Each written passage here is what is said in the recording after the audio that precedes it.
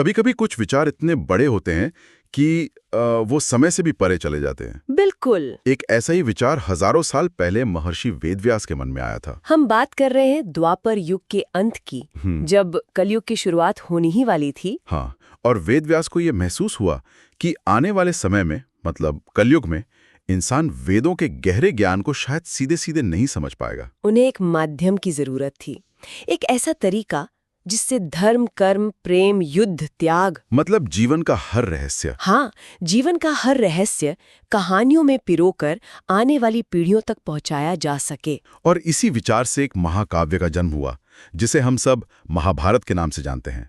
एक ऐसा ग्रंथ जो अमर होना था। लेकिन यहाँ एक बहुत बड़ी समस्या थी। बहुत बड़ी, बल्कि कहें तो एक विशालकाय समस्या। ये कोई 100-200 पन्नों की किताब तो थी नहीं। इसमें 1,00,000 से ज्यादा श्लोक थे। 1,00,000 श्लोक। जरा इस संख्या के बारे में सोचिए। आज की दुनिया में भी ये एक पहाड़ जैसा काम है। उस समय तो इसे हाथ से लिखना था। तो यहाँ सिर्फ लिखने की गति का सवाल नहीं था। नहीं, यहाँ असाधारण मानसिक और शारीरिक सहन शक्ति का भी सवाल था। बिल्कुल। तो फिर ऐसा कौन कर सकता था? वेदव्यास को एक ऐसे लेखक की जरूरत थी जिसकी कलम कभी ना रुके, जिसका ध्यान कभी ना भटके, और जिसकी बुद्धि उस ज्ञान के सागर को समझ भी सके। उनके दिमाग में कई नाम आए होंगे, पर अंत में केवल एक ही नाम पर मुहर लगी जो इस असंभव काम को संभव कर सकता था। गणपति, श्री गणेश। और यहीं से उस दिव्य सहयोग की शुरुआत होती है, जो सिर्फ एक लिखने लिखाने का काम नहीं था। नहीं, ये बुद्धि और समर्पण की एक अनोखी जुगलबंदी थी। तो वेदव्यास गणेश जी के पास पहुंचे, लेकिन देवताओं से मदद मांगना इतना सीधा भी नहीं होता है ना? बिल्कुल नहीं, हमेशा कोई ना कोई शर्त होती है। सही। और गणेश जी, जो अपनी बुद्धि और थोड़े चंचल स्वभाव के लिए जाने जाते हैं, उन्होंने वेदव्यास की प्रार्थना सुनी और मुस्कुरा कर कहा, मैं लिखूंगा, लेकिन मेरी एक शर्त है। और शर्त क्या थी? गणेश जी ने कहा, आप बोलना शुरू करेंगे तो रुकेंगे नहीं।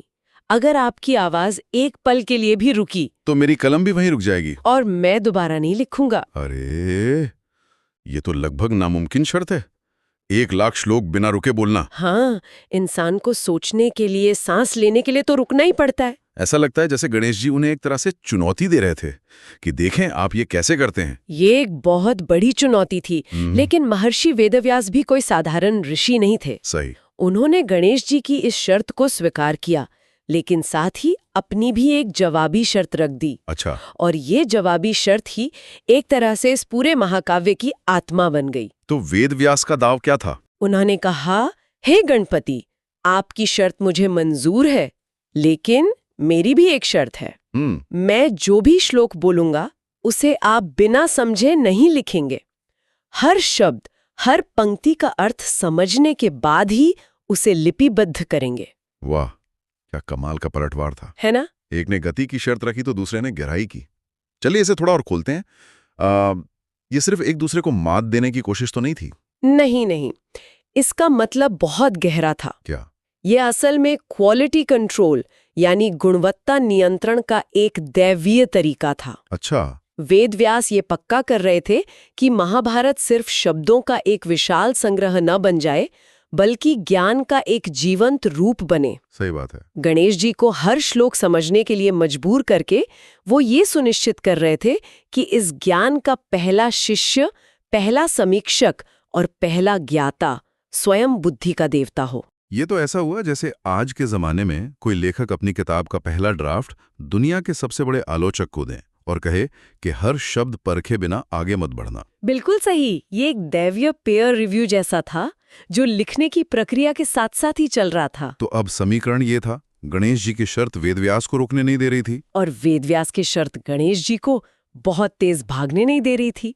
गति और गहराई का एक अद्भुत संतुलन बन गया था। और इसी संतुलन के साथ इतिहास के सबसे बड़े ग्रंथ को लिखने का काम शुरू हुआ। मैं उस दृश्य की कल्पना कर रहा हूँ। क्या अद्भुत नजारा रहा होगा। हाँ, एक तरफ वेदव्यास की वाणी से ज्ञान की नदी बह रही है और दूसरी तरफ गणेश जी उसे फटाफट कागज पर उतार रहे हैं। यकीनन ये सिलसिला महीनों, सालों तक चलता रहा। दिन और रात का फर्क मिट गया। एक अटूट लय बन गई थी ज्ञान के रचयिता और ज्ञान के लेखक के बीच। लेकिन हर बड़ी कहानी में एक मोड़ आता है, एक संकट आता है, और यहाँ भी आया। वो संकट क्या था? लिखते लिखते उस अविश्वसनीय वेग के कारण गणेश जी की कलम, उनकी लेखनी टूट गई। हो। और शर्त के हिसाब से तो अगर लेखनी रुकी मतलब काम रुक गया। और अगर काम रुका तो गणेश जी दोबारा लिखना शुरू नहीं करेंगे? तो क्या सब कुछ यहीं खत्म हो जाना था?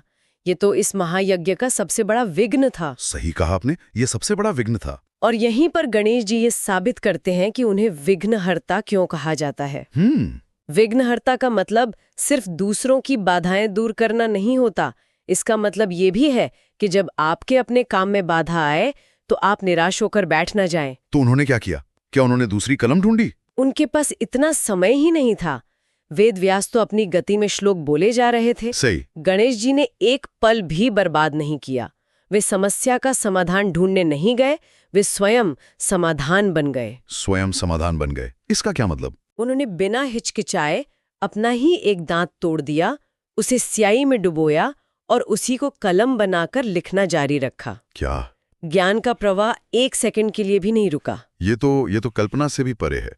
अपने शरीर के एक अंग का त्याग कर देना सिर्फ इसलिए कि ज्ञान लिखने का काम न रुके। ये समर्पण का एक अलग ही स्तर है। बिल्कुल। और इसी घटना के बाद से उनका एक नाम, एक दंत पड़ा। ये सिर्फ एक शारीरिक पहचान नहीं है, ये एक दर्शन है। मतलब उनका टूटा हुआ दांत इस बात का प्रतीक है, स्थायी प्रतीक है, कि जब लक्ष्य बहुत बड़ा हो तो त्याग भी उतना ही बड़ा करना पड़ता है। मतलब जो हम कहते हैं कि जब लक्ष्य बड़ा हो तो त्याग भी बड़ा होता है, ये सिर्फ एक कहावत नहीं है। नहीं, ये गणेश जी के स्वरूप में हमेशा के लिए अंकित हो गया। वाह। हाँ, उनका एक दंत स्वरूप हमें लगातार याद दिलाता है कि महान उपलब्धियां आराम से नहीं मिलती, उनके लिए असाधारण इच्छा शक्ति चाहिए। और किसी भी बाधा को अवसर में बदलने की कला चाहिए। बिल्कुल, उन्होंने अपने शरीर के एक हिस्से को, जो शक्ति और रक्षा का प्रतीक था, ज्ञान और रचना के एक उपकरण में बदल दिया। तो इस अथक परिश्रम, इस दिव्य जुगलबंदी और इस अद्भुत त्याग से जो ग्रंथ रचा गया,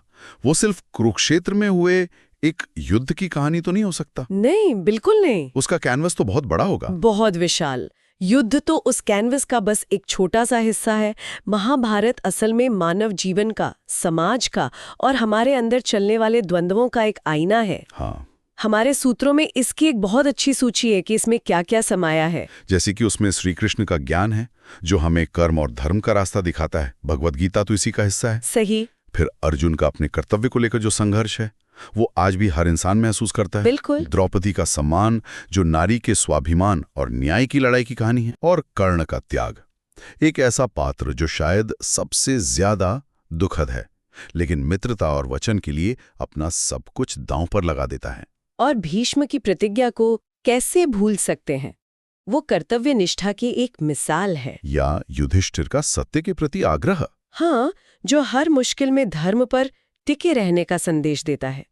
और अंत में ये सब कुछ अधर्म पर धर्म की विजय की कहानी पर आकर खत्म होता है। और ये सब सोचते हुए मुझे एक बात बहुत हैरान कर रही है। गणेश जी ने ये सब सिर्फ लिखा नहीं, उन्होंने इसे समझा भी। हाँ, वेदव्यास की शर्त के कारण वे इस ज्ञान के पहले श्रोता और पहले शिष्य बने। ये बहुत जरूरी बात है। वे सिर्फ एक स्टेनोग्राफर नहीं थे। सही। सोचिए, जब वे कर्ण के त्याग के बारे में लिख रहे होंगे तो क्या उन्हें अपने दांत का त्याग याद नहीं आया होगा? जब वे श्री कृष्ण के ज्ञान को लिख रहे होंगे तो क्या बुद्धि के देवता होने के नाते उस ज्ञान की गहराइयों में नहीं उतरे होंगे? मतलब लेखक और कहानी के बीच एक तरह का संवाद चल रहा था। बिल्कुल। गणेश जी सिर्फ शब्दों को नहीं, बल्कि उनके पीछे की भावनाओं को, उनके मर्म को लिख रहे थे। शायद इसीलिए महाभारत आज भी इतनी जीवंत लगते हैं। बिल्कुल, क्योंकि उसे लिखने वाले ने सिर्फ लिखा नहीं, महसूस भी किया था। उनका हर श्लोक को समझकर लिखना ये सुनिश्चित कर रहा था कि हर भाव, हर शिक्षा अपने सही और गहरे अर्थ के साथ अंकित हो। तो इस पूरी दिव्य कथा से, इस अद्भुत सहयोग से आज हम अपने लिए क्या सीख निकाल सकते हैं? मुझे लगता है पहली और सबसे बड़ी सीख है बुद्धि की शक्ति। ये पूरा काम बल से नहीं, बुद्धि से संभव हुआ। हाँ, गणेश जी और वेदव्यास दोनों ने अपनी बुद्धि का इस्तेमाल करके एक दूसरे की मुश्किल शर्तों को एक अवसर में बदल दिया। दूसरी सीख शायद ये है कि ज्ञान को केवल सुनना या पढ़ना काफी नहीं है, उसे समझना और अपनाना जरूरी है। यही तो वेदव्यास की शर्त का असली सार था। और तीसरी, जो शायद सबसे शक्तिशाली सीख है, वो गणेश जी के टूटे हुए दांत से मिलती है। महान कार्यों के लिए महान त्याग और अटूट समर्पण की जरूरत होती है। धैर्य, वह रहे, इसलिए असंभव भी संभव हो जाता है। और ये सभी गुण, बुद्धि, समझ, समर्पण, बाधाओं को पार करने की क्षमता, ये सब गणेश जी के स्वरूप से ही जुड़े हैं। शायद इसीलिए उन्हें बुद्धि के देवता और विघ्नहर्ता कहा जाता है। और महाभारत का लेखन उनकी इन शक्तियों का सबसे बड़ा और जीवंत प्रमाण है। ये सिर्फ एक कहानी नहीं है जिसमें वो एक पात्र है, बल्कि यह उनकी क्षमताओं का एक व्यवहारिक प्रदर्शन है। चलिए अब अंत में उस एक विचार पर आते हैं जो हमारे स्रोतों ने एक सवाल के तौर पर उठाया है। ये बहुत ही दिलचस्प है। वेद व्यास की शर्त थी कि गणेश जी हर श्लोक को समझकर लिखेंगे। हाँ, और इसी शर्त में एक और रहस्य छिपा हो सकता है। सोचिए, वेद व्यास को लगातार बोलना था, लेकिन वे भी तो इंसान ही थे ना, भले ही ऋषि हों। उन्हें भी अगला श्लोक रचने के लिए, कहानी को आगे बढ़ाने के लिए सोचने का समय तो चाहिए होगा। बिल्कुल। तो क्या ऐसा हो सकता है कि वेद व्यास बीच बीच में जानबूझकर कुछ इतने गहरे, इतने जटिल और गूढ़ श्लोक रच देते थे जिन्हें समझने में स्वयं गणेश जी को भी कुछ क्षण लग जाए? अरे वाह! मतलब जब गणेश जी उस गूढ़ श्लोक के अर्थ पर विचार कर रहे होते, तब वेद व्यास को अगला श्लोक सोचने का कीमती समय मिल जाता। ये एक संभावना है। और अगर ये सच है, तो इसका मतलब ये हुआ कि महाभारत की जो असाधारण गहराई है, जो उसके सबसे जटिल हिस्से हैं, हाँ, वे सिर्फ ज्ञान देने के लिए नहीं, बल्कि लेखक और रचयिता की जरूरतों के एक अद्भुत रणनीतिक संतुलन के परिणाम हैं। मतलब महाभारत की जटिलता एक जरूरत भी थी और एक रणनीति भी। इस महाकाव्य की गहराई को रचने की प्रक्रिया ने ही उसे और गहरा बना दिया। सही कहा। मैंने इसे कभी इस नजरिए से नहीं देखा था। ये सच में एक गहरी पड़ताल है। और यही इस कथा को इतना खास बनाता है। ये सिर्फ एक ग्रंथ के लिखे जाने की कहानी नहीं है। ये बुद्धि, रणनीति, समर्पण और एक दिव्य साझेदारी की कहानी है जिसने समय को भी जीत लिया।